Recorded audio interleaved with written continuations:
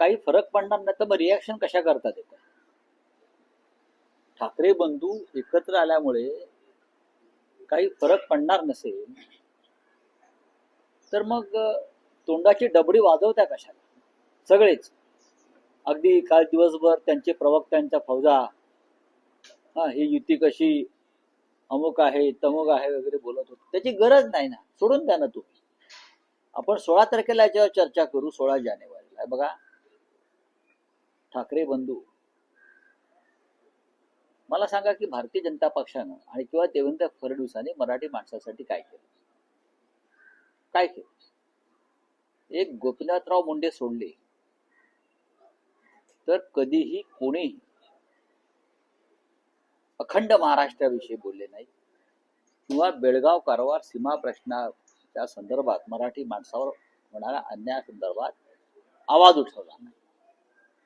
गोपीनाथराव मुंडेंचा अपवाद आहे.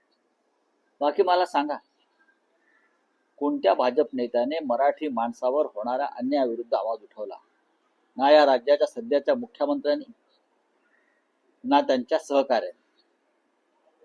बावनकुळे म्हणतात आम्ही वेगळा विदर्भ करू, महाराष्ट्र तोडू. बोलले ना, अधिवेशन काळात बोलले ना.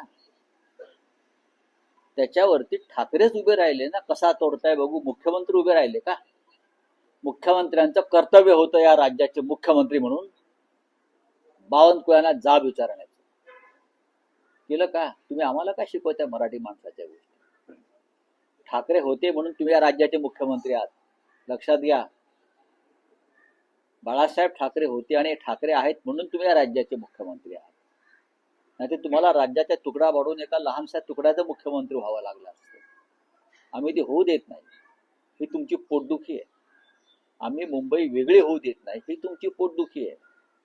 मुंबईला महाराष्ट्रामध्ये आम्ही अजूनपर्यंत ठेवलाय संघर्ष करून, ही तुमची पोटदुखी आहे. तर तुम्हाला काय, तुम्ही काय केलं मराठी माणसासाठी? दाखवा ना, तुम्ही 10 कामं दाखवा की हे आम्ही महाराष्ट्रासाठी मराठी माणसासाठी केलं. गौतम अडाणीला मुंबई विकणं म्हणजे मराठी माणसाचं काम नाही ना. गौतम अडाणी सारख्या मोदींच्या मित्राला अख्खी मुंबई विकणं किंवा फुकटात घशात घालणं हे मराठी माणसासाठी केलेली सेवा आहे का तुमची? आम्ही बघू ना. आम्ही 2 ठाकरे एकत्र आलेले आहेत, आमचे भाऊ एकत्र आलेत, 2 पक्ष एकत्र आलेले आहेत. तुम्ही तुमचं बघा. आम्ही सत्तेसाठी एकत्र आलोय, ठीक आहे. मग तुम्ही काय एकमेकांना चंपी मॉलिश करायला एकत्र आलात की? रात्री एकनाथ शिंदे जातात वर्षावर, मग ते त्यांना मॉलिश करतात. मग देवेंद्र फडणवीस ठाण्यात जातात, मग फडणवीस त्यांना मॉलिश करतात. मग दोघे मिळून अजित पवारचं चंपी मॉलिश करतात. तुम्ही एकमेकांचा मालिश करायला एकत्र आलाय का? हे सगळे भ्रष्टाचारी इतर पक्षातले घेऊन तुम्ही काय कोणते दिवे लावताय? सत्तेसाठीच ना. सत्तेसाठी तुम्ही आमची शिवसेना फोडलीत मराठी माणसाची. हे तुमचं महाराष्ट्राचं बाबतीत केलेलं कर्तव्य. मराठी माणसाची संघटना जी बाळासाहेब ठाकरेंनी निर्माण केली ती तोडून निवडणूक आयोगाच्या माध्यमातून ती एका लफंग्याच्या हातात दिली. तुम्ही हे तुमचं मराठी प्रेम? मतभेद असतील राजकीय, पण मराठी माणसाची संघटना फोडण्याचं पाप तुम्ही केलंय आणि हा महाराष्ट्र तुम्हाला माफ करणार नाही आणि याचा बदला मुंबई महानगरपालिकेत घेतला जाईल. आशिष शेलार म्हणतात की कालची पत्रकार परिषद ही शॉर्ट फिल्म असेल ना. हल्ली शॉर्ट फिल्मला नोबेल पुरस्कार मिळतात किंवा ऑस्कर मिळतात.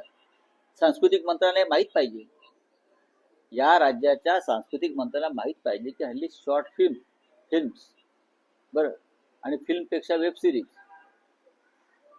आणि त्यांना ऑस्कर मिळतात, नोबेल मिळतात, हे सांस्कृतिक मंत्र्यांना माहीत पाहिजे.